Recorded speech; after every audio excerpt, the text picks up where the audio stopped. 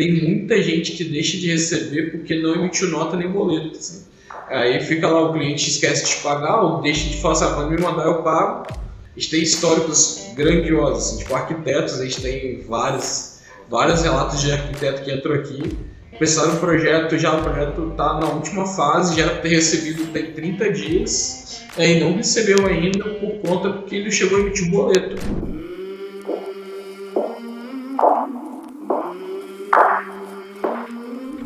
Está começando mais um episódio do podcast Tracione o Seu Negócio. O podcast que vai ajudar você, dono de pequena e média empresa, a acelerar suas vendas de forma inteligente pela internet.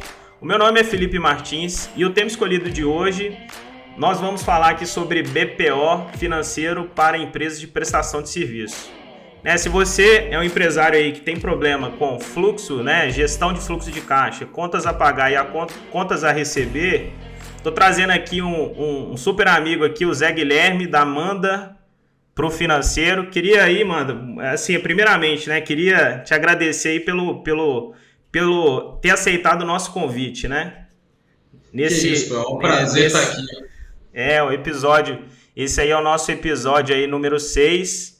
E, cara, explica pra gente aí o que é o Manda, qual que é o seu papel aí dentro do Manda, só pro pessoal também entender a sua história aí pra gente já começar o episódio, beleza? Boa, deixa eu começar pelo pouquinho da minha história que vai chegar no Manda, vai fazer todo sentido ali quando eu chegar no Manda.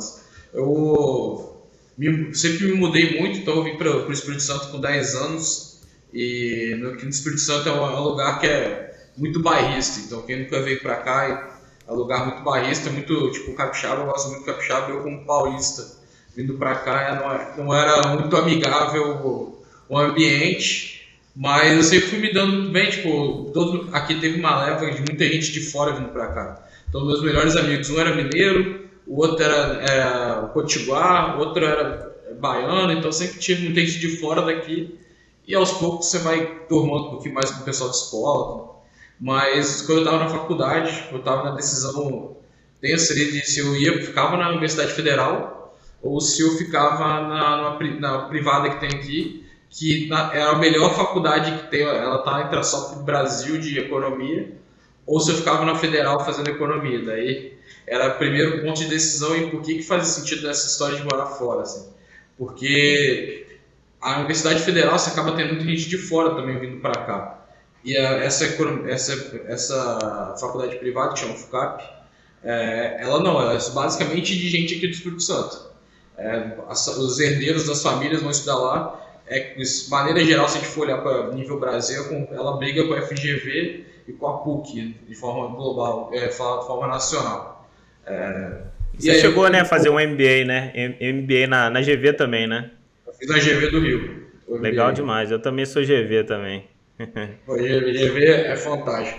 Daí nessa decisão de tu fazer essa faculdade, daí foi uma decisão de falei, não, vou para ficar, eu quero interagir mais com o pessoal daqui. E boa parte do pessoal que estuda lá são herdeiros ou alguma coisa. Cara, no mínimo vou estar fazendo o melhor network do que a faculdade, do que a UFES. E aí eu fui em primeiro lugar da Federal, então eu consegui bolsa lá. Daí eu ganhei bolsa e falei, beleza, então não tem discussão para fazer com meus pais na época. Posso fazer a faculdade lá com bolsa total, ainda ganhava um troco ainda para trabalhar na área de pesquisa. E foi legal, assim. Dentro da FUCAP, fazendo economia, eu comecei a entender que era um mercado um pouco mais forte. E aqui no Espírito Santo teve uma época que era muito, muito forte o comércio exterior. E eu entrei para trabalhar no comércio exterior que faturava quase 1 bilhão por ano. Assim. Tinha ano que faturava 900 e pouco, teve outra época que faturou 1 bilhão e 300. Então vamos falar que faturava 1 bilhão por ano.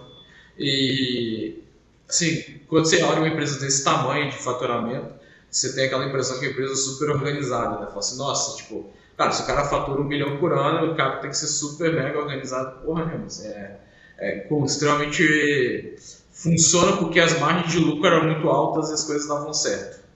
Sabe? Então era um negócio meio estranho, assim, tipo, quando eu entrei lá, tipo, com 19 anos nessa empresa, eu fui achando que ia aprender pra caramba, tipo, tava tudo organizado, ia ser só uma colheita ali, tipo... Era uma empresa júnior, Zé?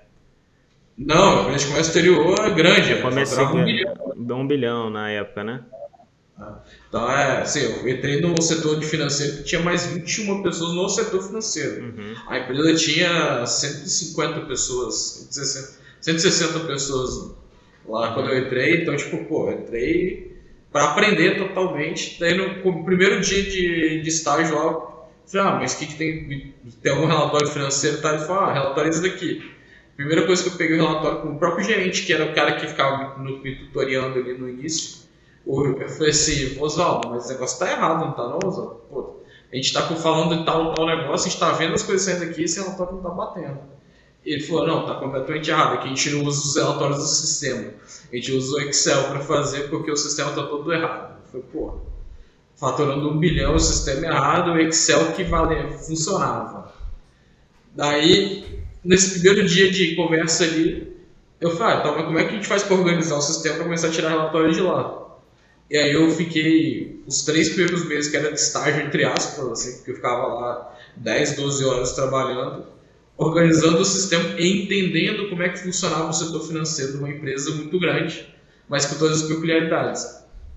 E aí, assim, fiquei lá um tempo, fiquei lá quase 3 anos nessa empresa, tive que sair de lá como gerente. Então, o meu gerente já tinha saído, tinha ido para outra empresa, foi empreender. Eu saí em 3 anos com 22 anos lá, no final, quase fazendo 23. Eu já era gerente da empresa, tipo, que eu ficava loucamente trabalhando lá, sempre tinha muita coisa para fazer.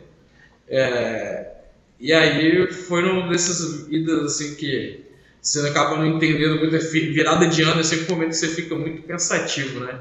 Tipo, o que eu vou fazer no ano seguinte, o que vai ser e tal. E aí numa dessas viradas de ano eu queria sair de lá porque eu queria ir para São Paulo, queria ir para o mercado maior porque eu achava o Espírito Santo pequeno. Falei, cara, eu quero entender mais coisas e tal. E aí eu fui me aventurar um pouquinho em São Paulo, fiquei uns 2, 3 meses lá.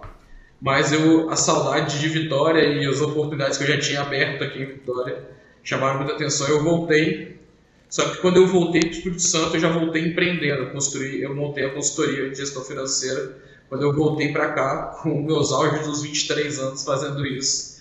Eu fico brincando que é a decisão mais errada, mais ousada que eu já tive, e supostamente errada que eu tinha que fazer com 23 anos era montar uma consultoria e falar que eu sabia mais do que o cara que estava 10, 12 anos no mercado.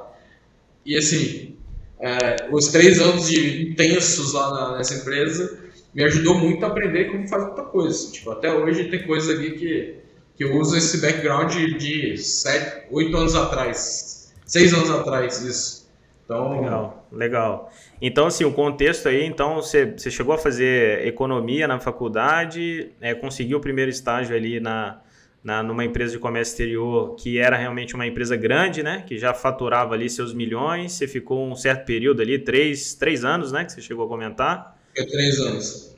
Foi para São Paulo para entrar no mercado, assim, no mercado maior. Depois você voltou, né? Teve a sua experiência em São Paulo na área de finanças e voltou, né, para Vitória aí para começar o seu primeiro negócio, que foi uma consultoria financeira, né? Mas beleza, vamos pegar aqui, vamos lá na parte introdutória da coisa, né, o Zé? Porque assim, pensando aqui, a gente tem que pensar aqui no empresário ali, né? Entregar coisa boa para ele, né? O empresário na ponta ali. Antes da gente falar aí do sistema, como é que vocês estão resolvendo esse problema, mas assim, vamos pegar ali na parte da introdução, né? O que é esse negócio de BPO, de onde veio esse termo assim? O que significa isso, né? Então, se você puder explicar aí pra gente, a gente meio que vai caminhando aqui ao longo da nossa conversa.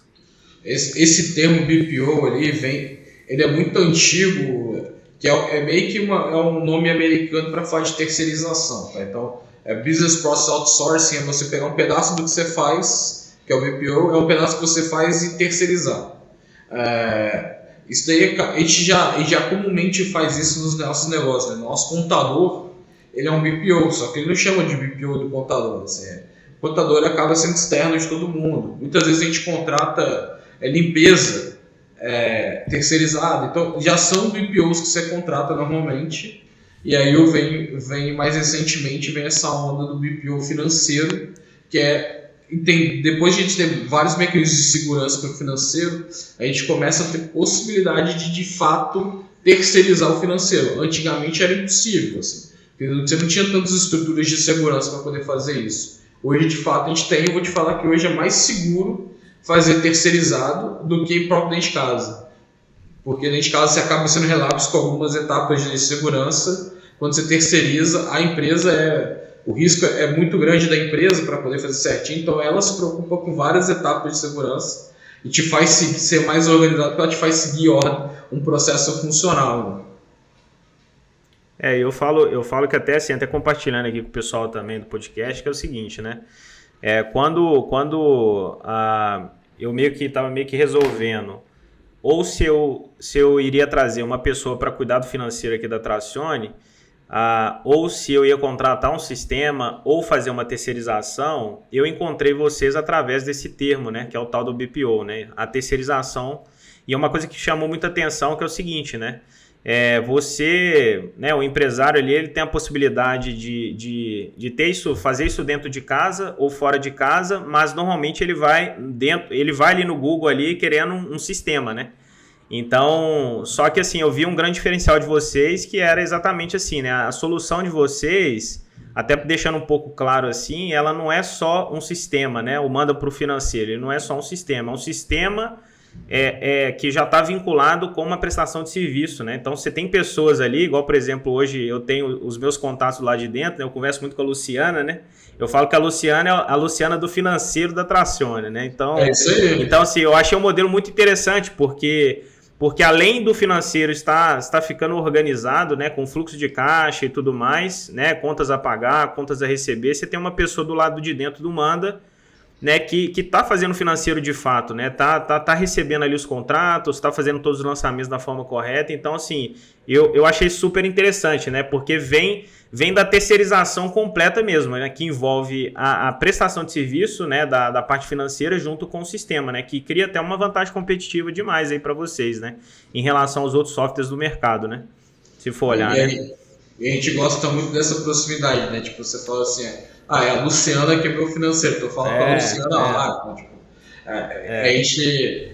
Quando a gente fala de terceirização, parece que é um negócio muito distante, assim, a gente nem gosta de usar muito essa palavra, a gente gosta de falar que a gente é o setor financeiro das empresas, assim, porque quando manda e-mail, tipo, você vai mandar para o seu financeiro, né? Os e-mails vai entrar lá no financeiro @Tracione e a gente recebe a partir dali. Então a gente consegue já, tipo, você não precisa falar que tem um financeiro terceirizado, assim, cara, meu financeiro vai tocar isso aqui, pode mandar lá. Então você ganha até uma desculpa, falar assim, se eu não mandar lá no financeiro, eu não consigo te pagar, porque o pessoal que recebe lá e tal.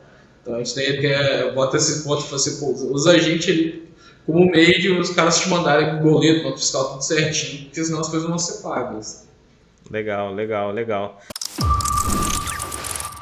Mas o que você acha da gente começar a falar aqui sobre alguns fundamentos também? O que são fundamentos aí básicos para o empresário aqui que está em apuros aí com finanças, assim, né? Então, o que a gente poderia falar aqui?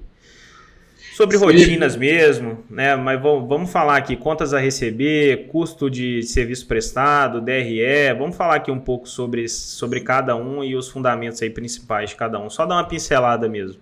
A gente recebe muitos clientes aqui no Manda que antes de chegar aqui tem histórico de inadimplência de cliente por conta de vários motivos, assim. A gente não faz cobrança, né? A gente não liga para receber o dinheiro.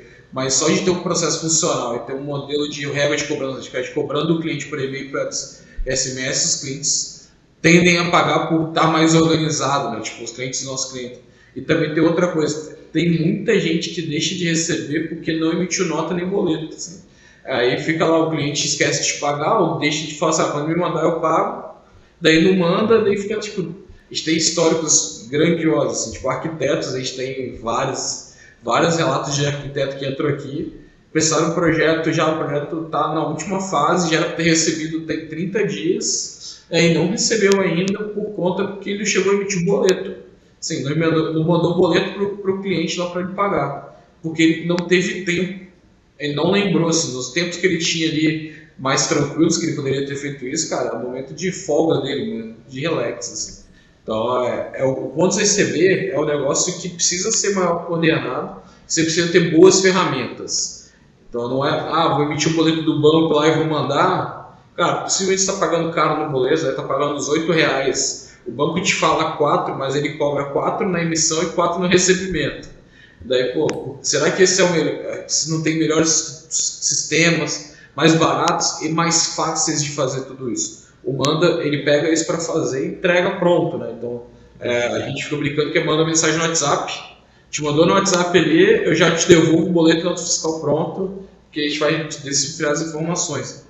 Mas quando receber do pequeno empresário ali, para ele poder funcionar direitinho, é ter noção de quais as tarifas que ele está pagando. Então, se ele é um varejista, né?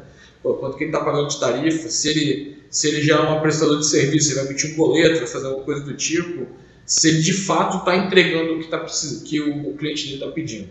Porque muitas vezes fica nesse deixa que eu deixo, sabe? Tipo, deixa que eu fazer isso que eu deixo. Daí você fica sem receber, daí ele nunca lembra que é porque ele não recebeu de alguém. Ele vai só que, o primeiro ponto, ele sentiu muita dor no fluxo de caixa ali. Tipo, pô, eu acho que dava para tirar uns 10 mil esse mês.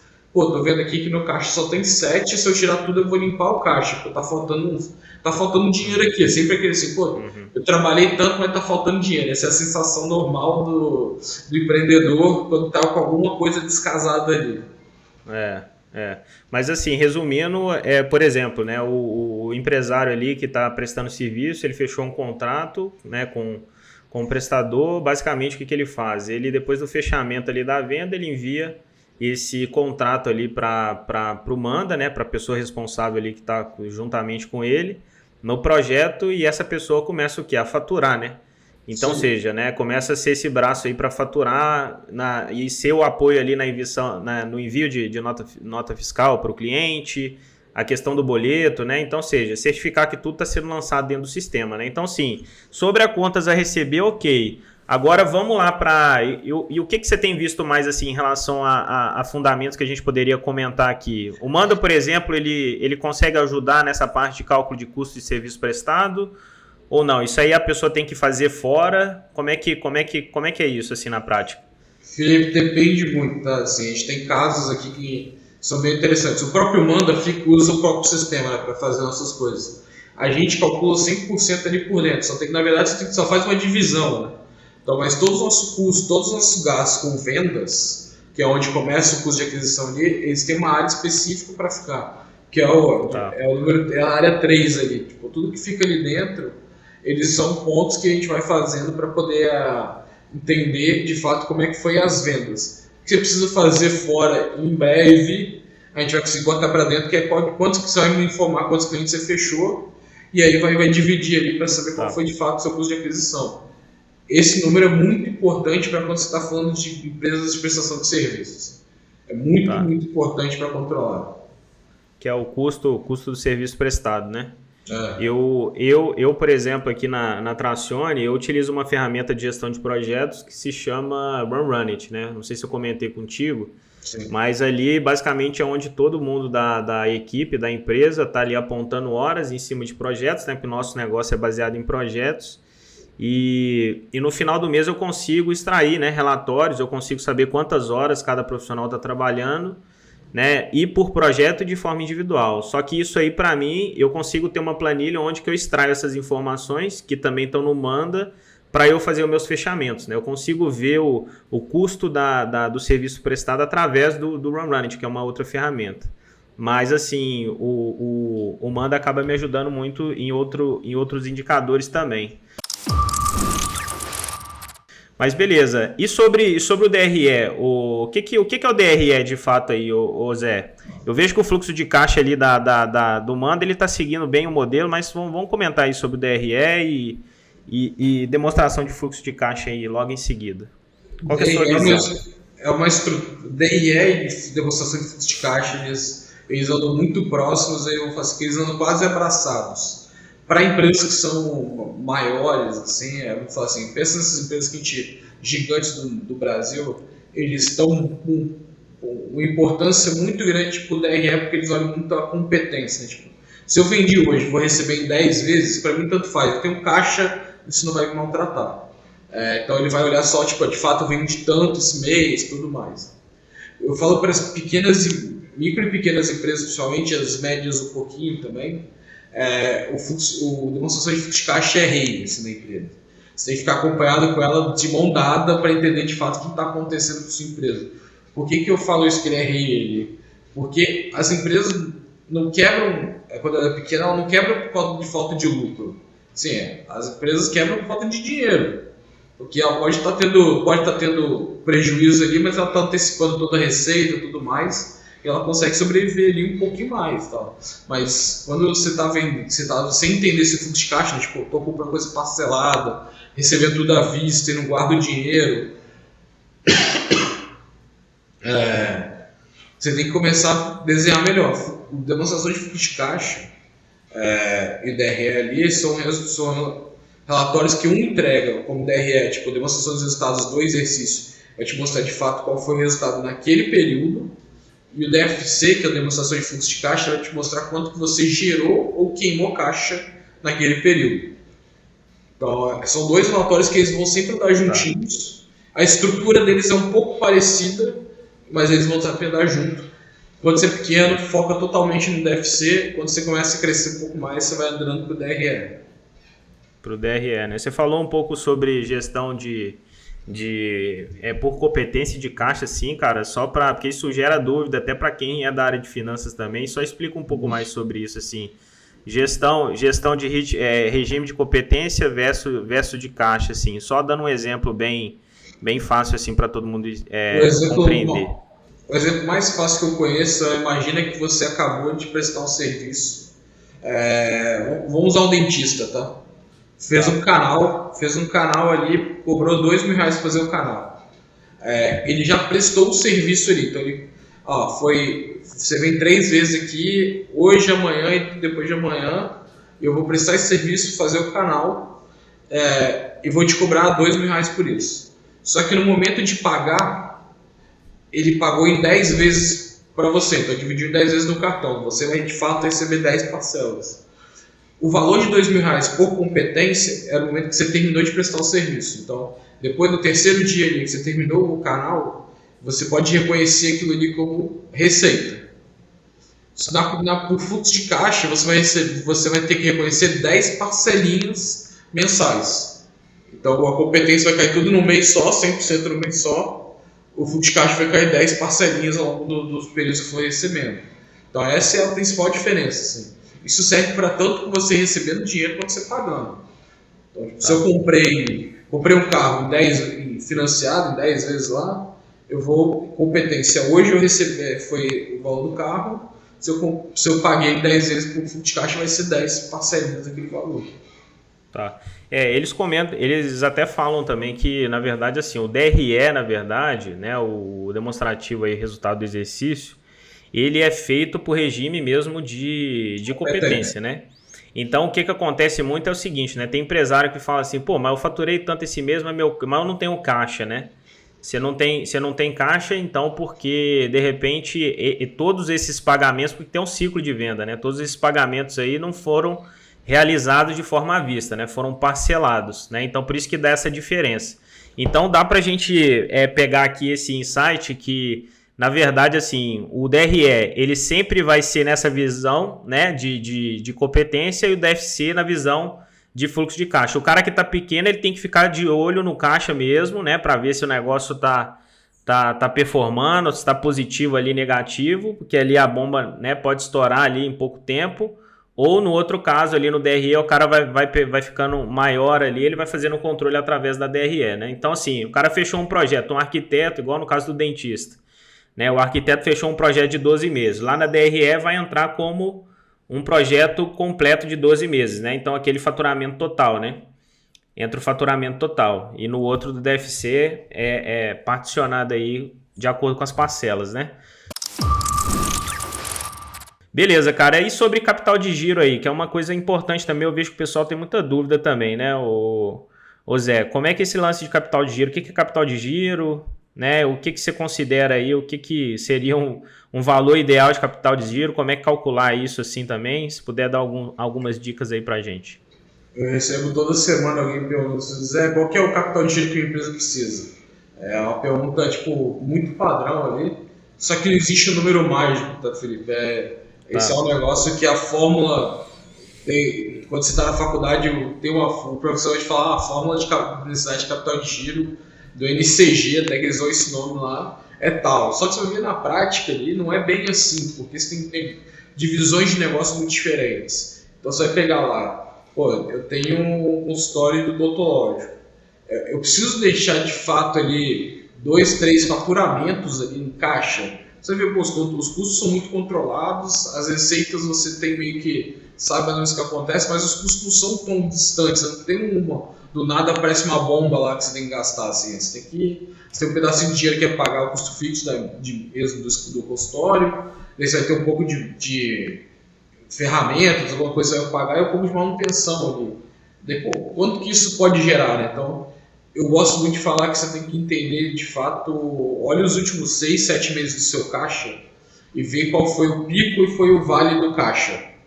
Daí ver que, cara, se eu tiver ali, sempre fiquei lá com 30, 40 mil a mais de caixa no vale, né, lá embaixo, então você podia ter menos, porque você nunca desceu mais do que isso nos últimos anos, nos últimos meses.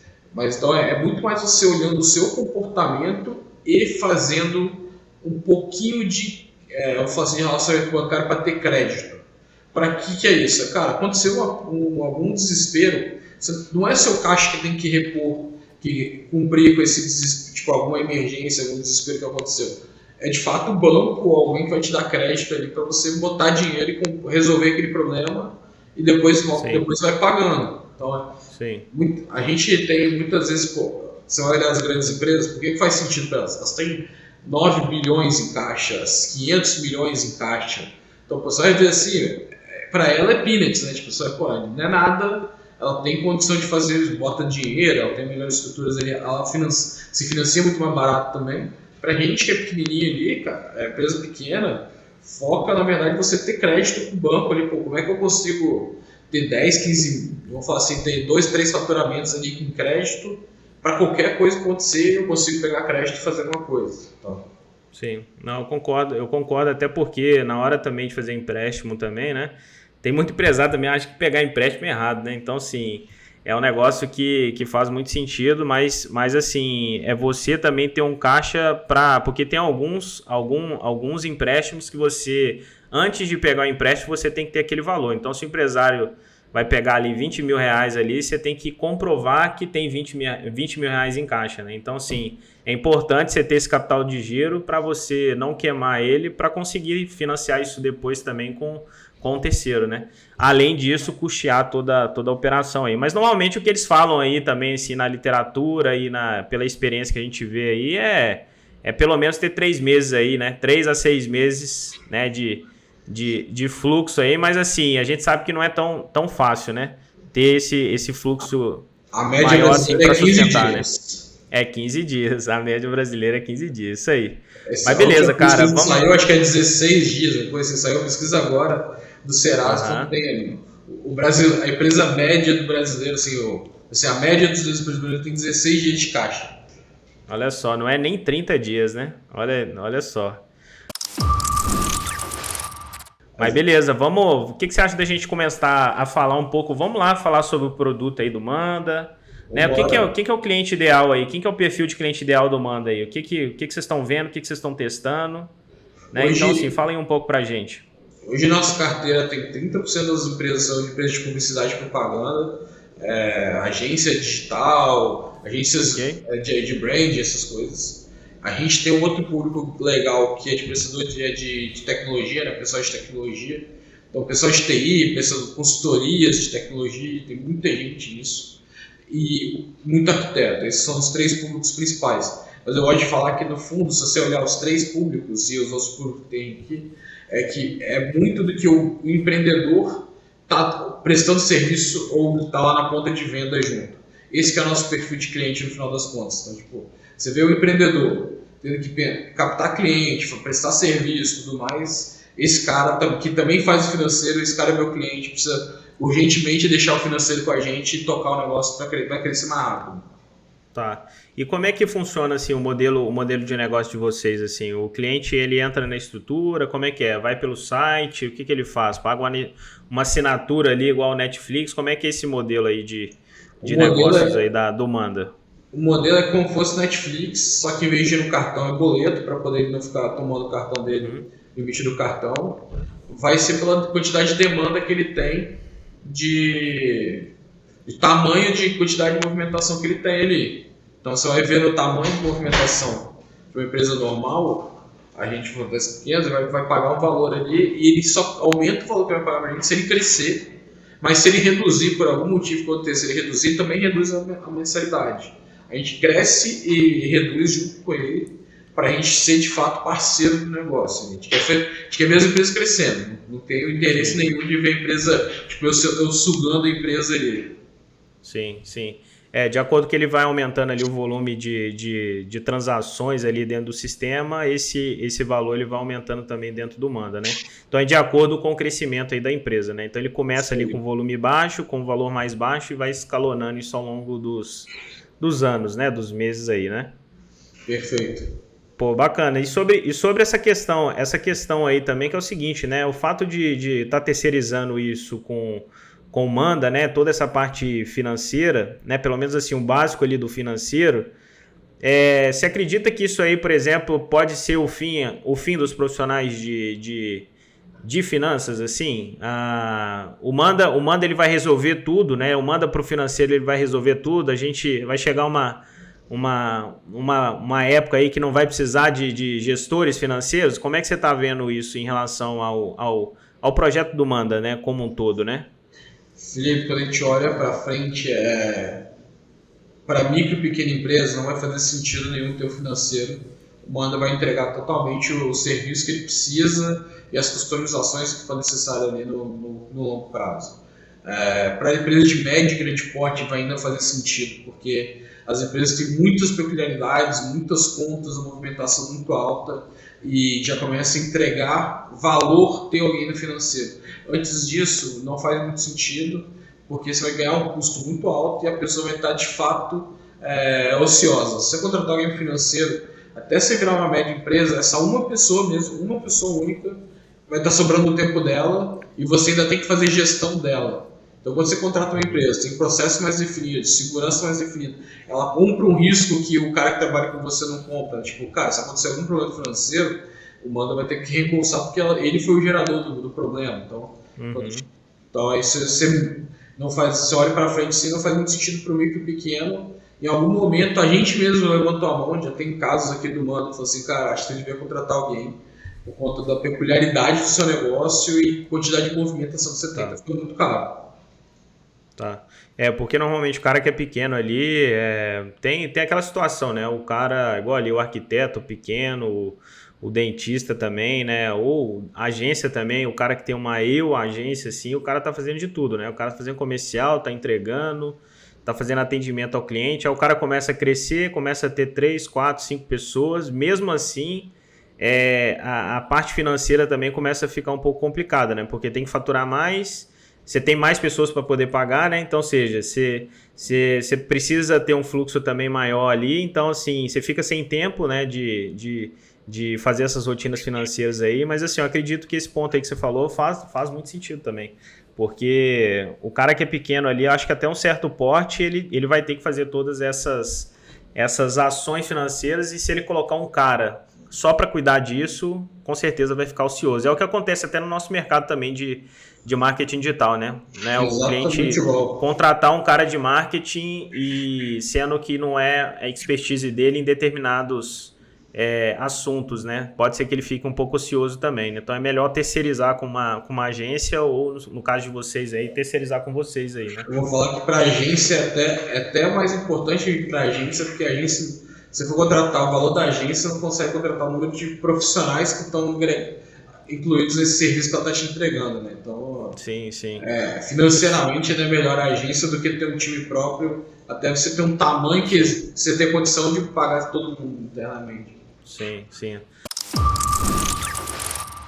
Não, faz muito sentido. E, cara, pegando aí sobre o mercado aí, você tem vários softwares no mercado, tipo assim, Conta Azul, você tem, acho que é QuickBooks também, né? Você tem vários aí, né? Então, assim, quando o empresário ele vai buscar ali sobre fluxo de caixa, gestão de fluxo de caixa, resolver problemas assim com DRE, contas a pagar, ele sempre cai num sistema desse de mercado.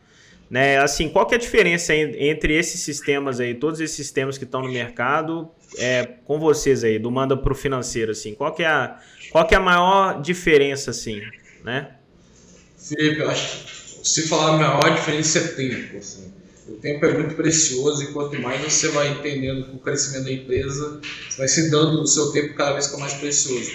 Porque o sistema, você pode ter um sistema ali ok, legal, de fazer no seu conta azul, só que você precisa colocar as informações ali dentro, você precisa das estruturas ali dentro. E aí quando você vai na prática olhar, você sei lá, 5, 6 horas por semana para deixar as informações todas certinhas. O Manda aqui que ele faz, ele corta a necessidade de ter alguém ali e de fato, basicamente, está contratando o seu financeiro só que fora do financeiro. Então, você conseguir entregar uma plataforma que a gente entrega muito bem, do atendimento no dia a dia no WhatsApp, para poder você tirar dúvida, fazer algumas coisas, e ter o preenchimento completo da plataforma lá, e ainda colocar no seu internet bank tudo bonitinho, você só aprovar. Então, tudo isso aí é um pacote que o Manda faz, que é muito diferente do Conta Azul, que só vai ser um lugar onde você vai depositar as informações, depois olha algum relatório, alguma coisa do tipo.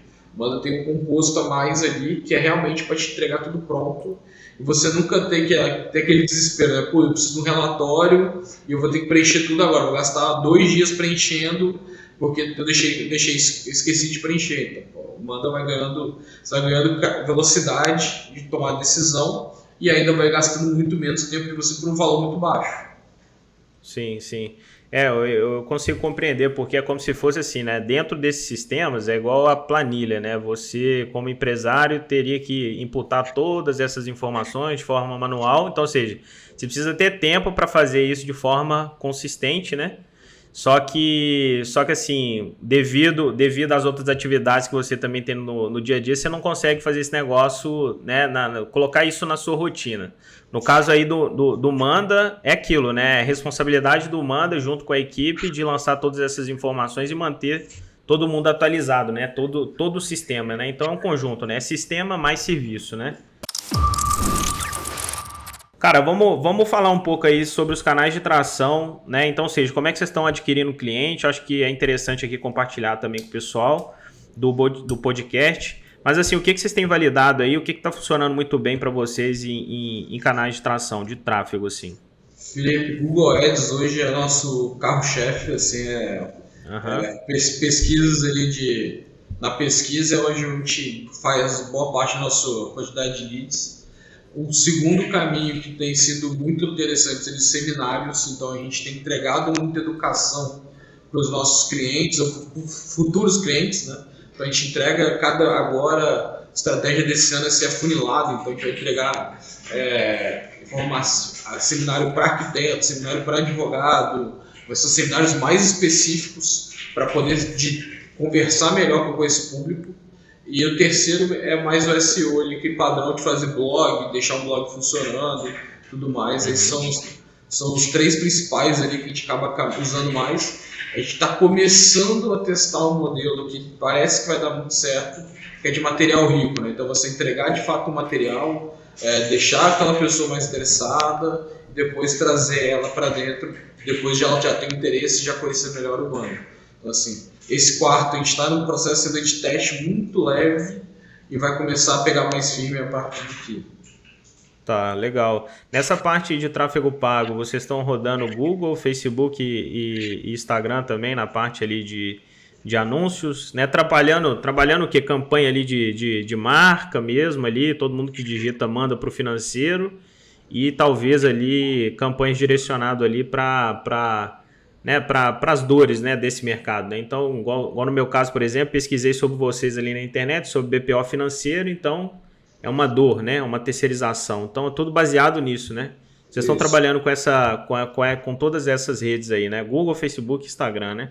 Hoje a gente divide, assim, se der certo usar o Pinterest, a gente vai usar. Assim, aqui hoje, basicamente, o que dá muito bom é o Google, segundo é o Instagram e o Facebook, que nunca deu muito resultado pra gente. A gente no Instagram usa mais campanhas que são de brand, a gente fala assim, de geração de autoridade e tudo mais, então a gente já fez algumas coisas com influencer para poder aumentar a autoridade. No do Google é basicamente compra de palavras-chave boas, então tanto das dores, né, como você falou, até dos caixa eficiente, tudo isso são dores, são palavras que a gente também tá ali, mas ainda eu falo assim, isso é o 3% de todas as pessoas que poderiam contratar a gente, né? Então a gente está tentando cada vez deixar esses 3% mais, assim, pegando camadas mais profundas ali de gente que não está conhecendo a gente de outras formas. Por isso que o seminário começa a fazer sentido, o material rico começa a fazer sentido para a gente poder crescer mais, não pegar só quem já quer comprar, né? Você quer pegar a gente que não fazia ideia. Porque você está pegando ali, você está pegando 3%, mas tem todo o restante ainda que pode ser impactado, pode ser nutrido ali ao longo da jornada, né? Mas assim, essa parte de seminários, por exemplo, vocês estão fazendo o quê? Estratégia dentro do LinkedIn? Como é que as pessoas ficam sabendo desse seminário, né? Então, assim, a pessoa entrou dentro do site hoje do Manda, ela fica sabendo desses seminários ou é através de anúncio, através de e-mail? Como é que funciona isso? É através de e-mail e anúncio direcionado. Então, se você é advogado e entrar no site do Manda, você não vai ver que tem que semana que vem vai acontecer um negócio sobre arquitetura. Você dá no meio e no finalzinho ali do mês que vem vai ter um seminário só para negócios digitais. Você não vai saber, quando você está no site você vai acabar não sabendo. Vai ser por anúncios feitos para esse público que vai chegar as informações e listas frias que a gente usa e-mail, telefonema, WhatsApp para poder chegar para as pessoas. Legal, cara, legal. Mas vamos chegar aqui, chegando na parte aqui do final aqui, Zé, é o seguinte, né? Normalmente, antes de finalizar o episódio, eu peço que o convidado aí indique 3 livros aí. Quais são os livros aí que você gostaria de indicar aqui nesse episódio aqui? Só para acrescentar para todo mundo que está ouvindo e assistindo. E como é que esses livros também impactou, né, sua vida, assim, né? O livro que mais mudou minha forma de pensar chama A Hora da Verdade, do Jan Carzoll. O Jan Carzoll foi presidente da Scandinavian Alliance, ele mudou realmente a forma de funcionar tudo lá. Então mudou como eu pensava, como eu via as pessoas dentro da própria empresa, como eu via o relacionamento com o cliente, então como dar mais autonomia na ponta. Esse livro foi um livro que mudou bastante minha forma de pensar com relação empresarial. O A Nascente de Ayn Rand foi um livro que me fez pensar diferente na forma de viver, assim, a forma filosófica de viver, tudo mais me fez. É o famoso mind changer, você lê o livro, cara, muita coisa muda. E tem um livro que é super interessante para quando você vira um empreendedor, que é O Lado Difícil dessas Decisões Difíceis, do Ben Horowitz. Assim, é um livrão assim para ler, você fica meio incomodado, porque você fala, essa decisão já aconteceu mesmo, não sou só eu, então você se vê um pouco melhor no momento. Para mim são os 3 livros que assim, são os meus principais da vida. Assim, tem alguns outros que são interessantes também, mas esses 3 é meu top 3 com certeza. Show, cara, show. Então, chegando aqui no final aqui do nosso episódio, queria te agradecer muito, viu, Zé, pelo tempo aí. A gente sabe que é difícil corrida aí o dia a dia de todo mundo. Fala pra gente aqui como é que o pessoal te encontra também nas redes sociais. Né? Você tá no Instagram, você tá no LinkedIn, onde você tá? No Instagram, Zé C. Corrêa. No LinkedIn é Zé Guilherme Corrêa. Se botar Zé Corrêa, manda pro financeiro, eu vou ser o único que vai aparecer lá quando você pesquisar no LinkedIn. Cara, fica à vontade também, tem o LinkedIn do Manda Financeiro, tem o Instagram do Manda, por todos eles. E o site, né? E o site do Manda pro financeiro é mandaprofinanceiro.com. Sem o BR, só.com. Entrou lá, você vai encontrar onde eu posso estar. Fica à vontade de mandar mensagem de qualquer forma. Tô com uma dúvida de caixa, me tira essa dúvida aqui. Fica à vontade, o próprio time lá do Instagram, ou o pessoal aqui do comercial que recebeu essa chamada ali, vai me encaminhar e falar, viu você no podcast lá da Tracione com o Felipe, vão encaminhar, ou eles vão passar meu próprio WhatsApp pessoal para vocês, para quem estiver aí, para poder responder alguma coisa. Beleza. E aí, pessoal, quem tiver aí pegando um aprendizado, quiser tirar um print também aí no celular, tanto no podcast aí no Spotify, tanto no canal do YouTube também, e me marcar também no @Felipe Tracione no Instagram, marca aí o @Zé Correia, beleza? Tamo junto, muito obrigado, viu Zé? Tamo e junto, até a próxima aí, mestre. Até a próxima. Valeu. Abração.